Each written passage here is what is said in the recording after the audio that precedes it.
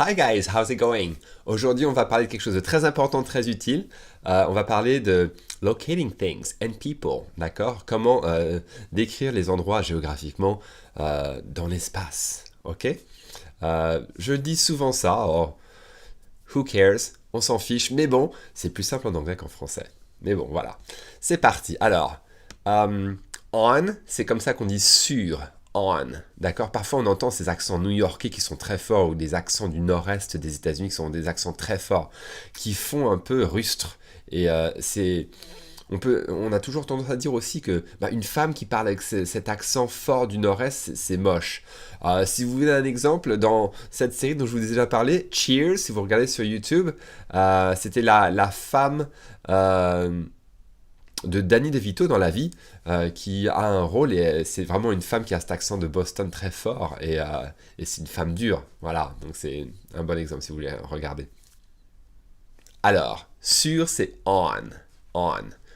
Sous c'est under, under, under. Derrière c'est behind, behind, behind. D'accord? Au-dessus d'eux, c'est on top of. Au-dessus d'eux, on top of. À côté d'eux, c'est next to ou by. By Jennifer ou next to Jennifer, c'est à côté de Jennifer. D'accord? Dans, c'est in. Dans la valise, in the suitcase, dans la cuisine, in the kitchen, etc., etc. On va voir des exemples. Devant, c'est in front of. In front of. Devant toi, in front of you. Devant moi, in front of me. Devant la maison, in front of the house. In front of the house. Entre, on dit between. Between. Entre les jambes, between the legs. Entre Jennifer et Max, between Jennifer and Max. En dessous d'eux, on va dire under, donc comme sous, mais c'est comme en français, hein, sous ou en dessous, c'est un peu la même chose. En dessous de under, ou on peut dire underneath. Ça, c'est quelque chose que j'ai découvert quand je suis arrivé ici aux États-Unis, c'est qu'on disait beaucoup underneath. D'accord? Et ça, je l'avais jamais appris à l'école. On peut dire under ou underneath, c'est vraiment la même chose, mais sachez qu'en Amérique du Nord, ils aiment bien dire underneath. D'accord? Beneath, mais c'est vraiment au deuxième degré, c'est-à-dire c'est en dessous de tout. It's beneath anything I've ever seen. You're beneath anything I've ever seen. Tu es en dessous de tout ce que j'ai jamais vu. Voilà. Ça peut être physiquement aussi, mais bon. D'accord. C'est très joli en tout cas, ça fait plus vieil anglais. Près d'eux, c'est near. Near. Near the river. Près de la rivière. Near the house. Près de la maison. Ok? Exemple maintenant. Les raquettes sont sur la table. Quand on parle de raquettes de ping-pong, on parle de paddles. A paddle, c'est une raquette de ping-pong. Ça peut être du paddle tennis. Donc, the paddle, c'est une raquette aussi de paddle tennis. Vous avez vu cette espèce de mini tennis qu'il y a aux États-Unis. Très populaire en Californie en tout cas. The paddles are on the table. Les raquettes sont sur la table. The paddles are on the table. Le filet, c'est the net. The net. D'accord? Une table de ping-pong, c'est a ping-pong table.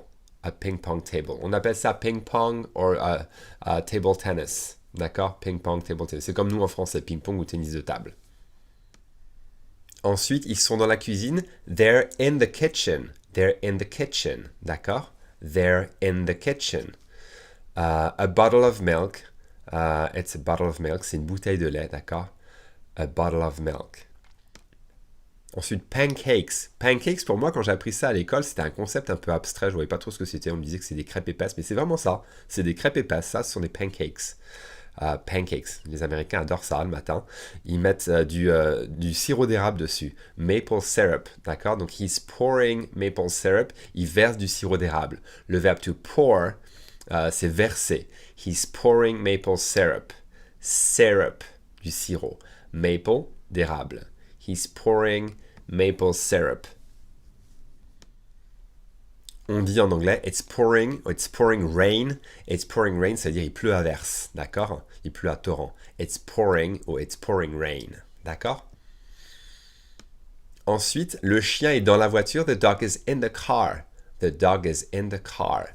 He's on the front seat. Il est sur le siège avant. He's on the front seat. He's on the front seat. Souvenez-vous, EA, c'est un I long. He's on the front seat. This picture is photoshopped. On dit ça. This picture is photoshopped. Cette photo est retouchée sur Photoshop. D'accord? This picture is photoshopped. It's photoshopped. D'accord?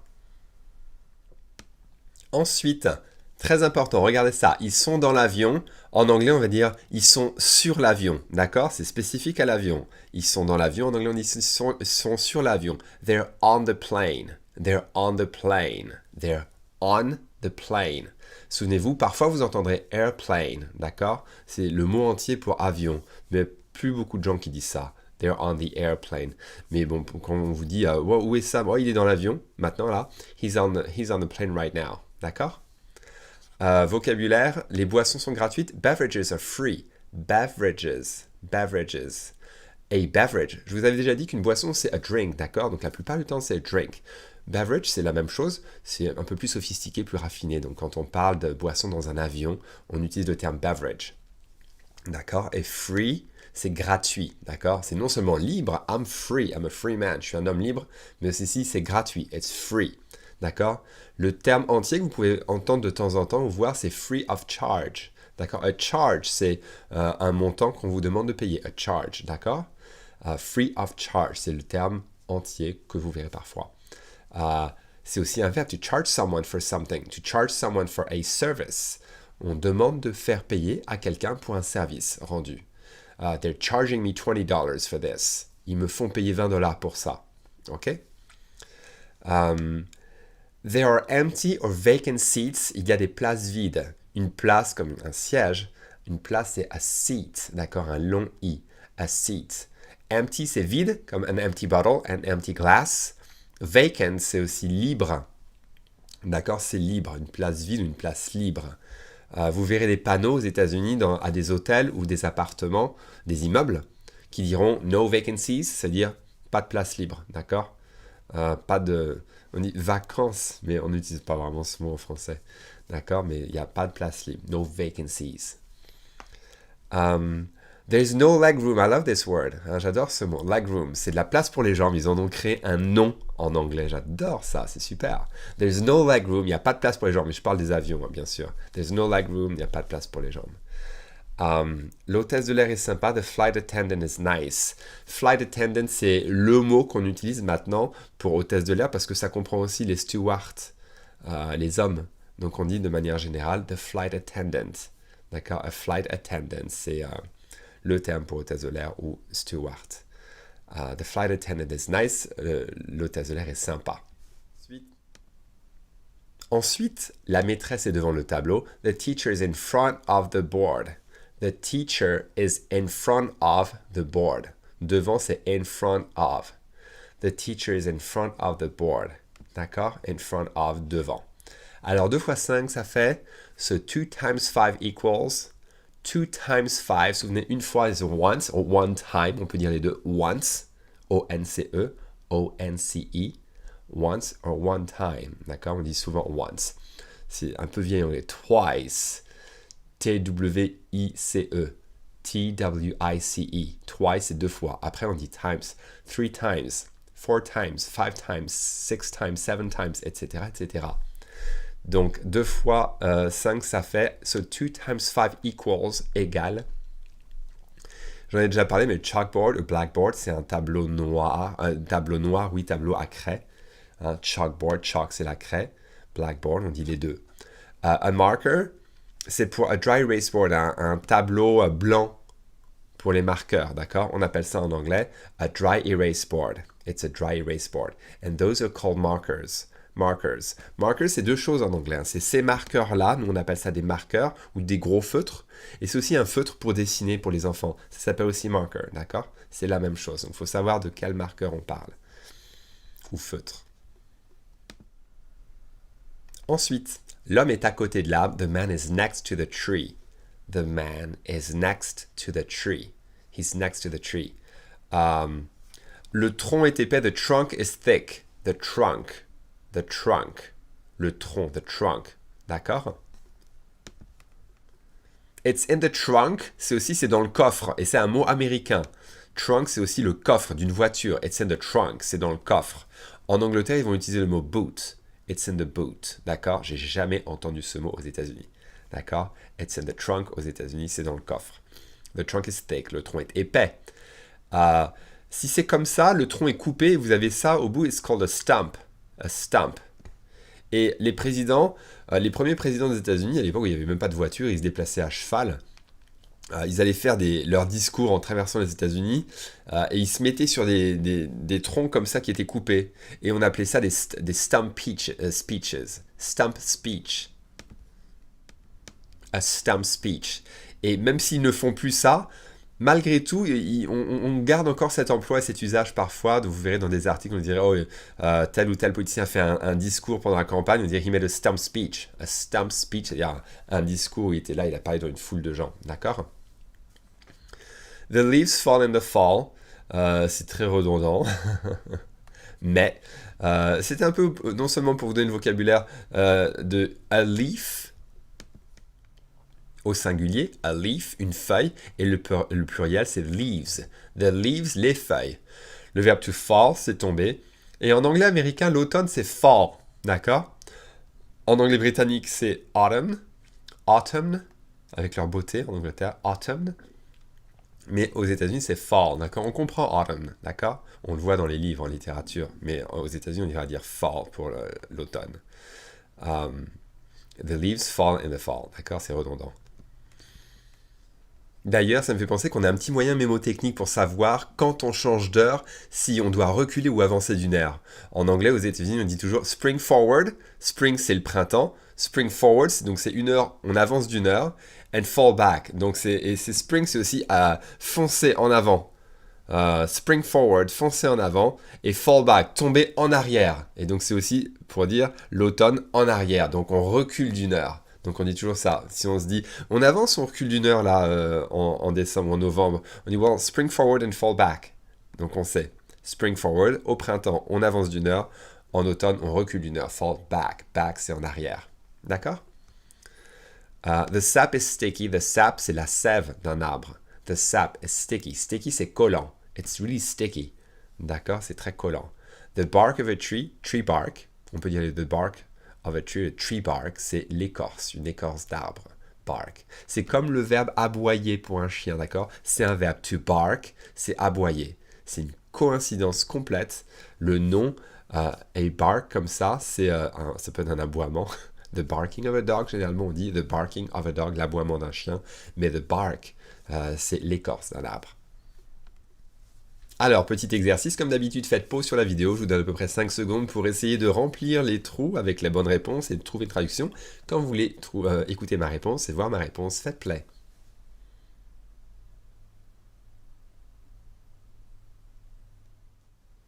Alors, the paddles are on the table. The paddles are on the table. The net, c'est le filet, d'accord? The net, le filet.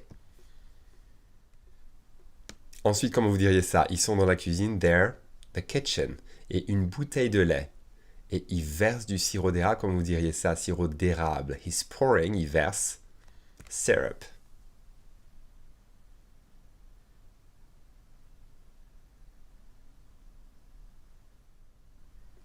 Alors, ils sont dans la cuisine. They are, j'aurais dû mettre la contraction et dire they're in the kitchen. They're in the kitchen. Une bouteille de lait, a bottle of milk. A bottle of milk. Il verse du sirop d'érable. He's pouring maple syrup. He's pouring maple syrup. And, guys, this is a pancake. She's drinking a glass of milk. She's drinking a glass of milk. Elle boit un verre de lait. She's eating cereals. Ensuite, le chien est dans la voiture, comment vous direz ça? The dog is in the car. He's on the front, il est sur le siège avant. This picture is retouché sur Photoshop. Et l'hôtesse de l'air est sympa.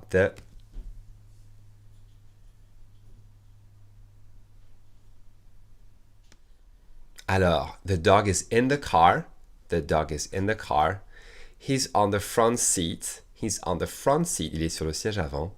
Cette photo est retouchée sur Photoshop. This picture is photoshopped. This picture is photoshopped. L'hôtesse de l'air est sympa. The flight attendant is nice. The flight attendant is nice. On continue. Alors, Ensuite, ils sont dans l'avion, comment vous direz ça? They are there. There are, il y a des places vides. There's no, il n'y a pas de place pour les jambes. Et les boissons sont gratuites. Comment vous diriez ça?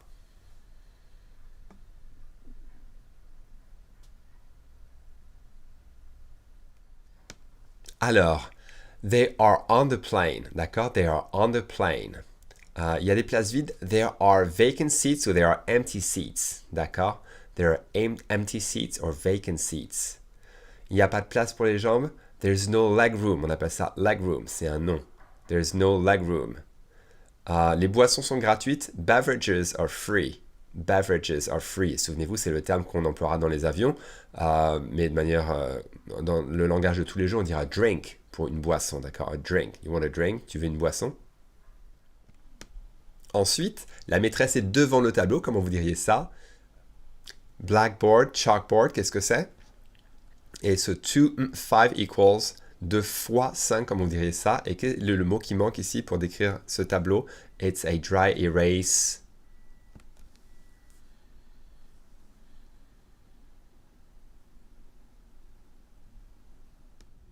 Alors, la maîtresse est devant le tableau. The teacher is in front of the board. The teacher is in front of the board. Alors, 2 fois 5, c'est 2 times 5 equals 2 times, souvenez-vous, 10 fois 10 times, 20 times, 20 fois, 100 times, 100 fois, d'accord? Le tableau noir, c'est chalkboard ou blackboard, on dit les deux, plus blackboard. En plus, chalkboard s'utilise moins en moins dans les écoles, hein? C'est remplacé par les technologies, tout ça. A dry erase board, c'est ce type de tableau, à feutre, d'accord? A dry erase board, on appelle ça. All right, quote of the day from the captain in Wall-E, the movie. I don't want to survive, I want to live. D'accord? Je ne veux pas survivre, je veux vivre. Oh, c'était beau. I don't want to survive, I want to live. D'accord? To survive, survivre. Alright, that's it for today. I hope you enjoyed this lesson. J'espère que vous avez aimé cette leçon. Si vous avez des commentaires ou des questions, mettez-les en dessous de cette vidéo. Si vous aimez cette vidéo, cliquez sur le cœur, partagez cette vidéo avec tout le monde, inscrivez-vous à la chaîne et inscrivez-vous au cours entier. Vous aurez une multitude, une montagne, une mine d'or d'informations pour tous ceux qui voudraient pouvoir vivre aux États-Unis, au Canada, dans un pays anglo-saxon, ou encore voir des films américains, converser avec des anglophones.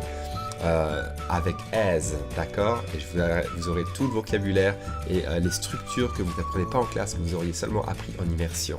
Donc voilà, si vous avez des questions, envoyez-moi un message à alex@language-city.com et à bientôt pour une vidéo. Salut!